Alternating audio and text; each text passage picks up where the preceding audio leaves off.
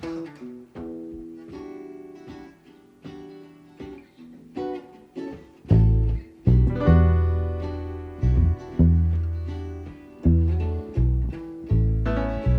we started with the village idea, we were talking about Project Earth and having students work in low resource settings. And then we realized most of our students will never travel into these environments.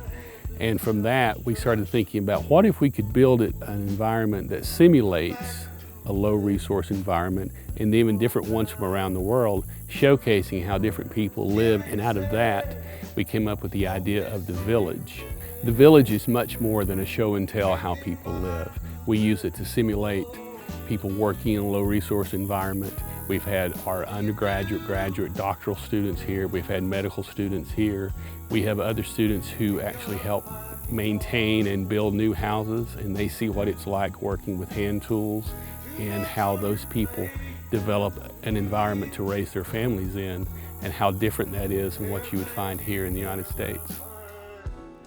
So coming into the College of Public Health, I actually came from a different major completely. And when I found public health, I really didn't know what all it meant.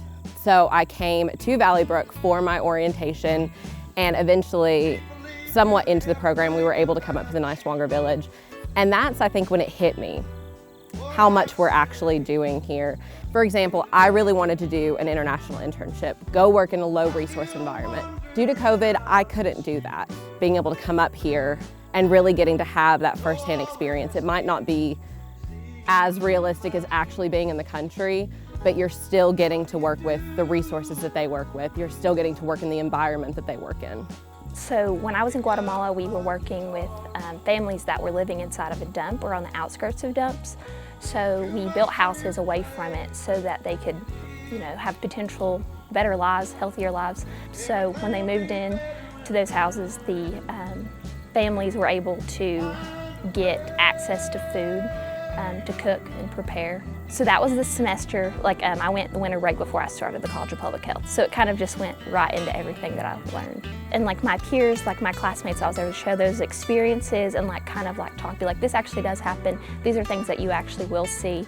We might not all get to travel to Guatemala or to any of these places, but there are people that live in these situations.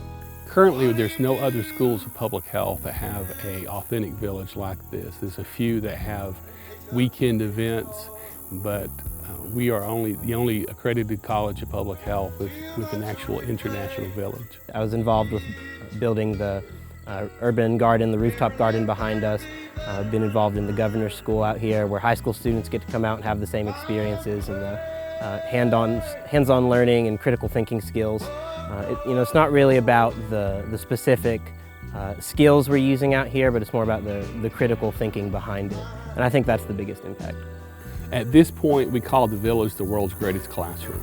We have students immersed in the daily lives of these individuals, and we just want to continue to develop different homes from around the world so we can show our students and our guests how people actually live day to day and how different it is from how we live.